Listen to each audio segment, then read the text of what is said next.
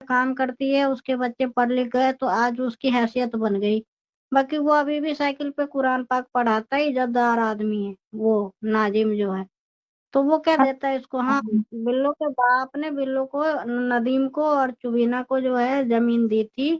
क्योंकि नदीम चुबीना को उसने मतलब वहीं रखा था और पाला भी था, तो उन्होंने जमीन दी थी, जिसमें से भी बिल्लो ने उन लोगों को दोनों को छोटा छोटा टुकड़ा दिया। बाकी जमीन भी इसके नाम ही है। अभी बिल्लो के पास बाप की भी जमीन है, बिल्लो के पास यासीन की भी जमीन है, बिल्लो के पास गुलाम का भी घर है, बिल्लो के पास हर चीज वो है। हर सारे शोहरों से इसके पास कुछ न कुछ है ही।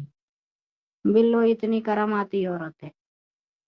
था, ख्याल नहीं रखता था नाजिम। वो कितने परसेंट सच थे?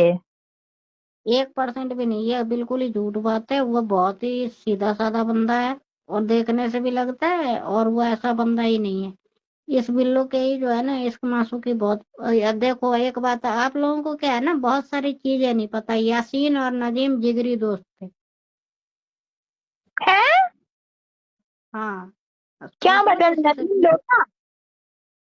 हाँ, नदीम लोटा दोस्त थे वो दोनों, यासीन और नदीम? अरे नहीं, नदीम नहीं, नाजिम। नाजिम जो है ना, जो कारी साहब हैं, वो अच्छा। और यासीन दोनों बहुत अच्छे दोस्त। अगली, फिर इसने यासीन से शादी की? ओह हाँ, माय गॉड।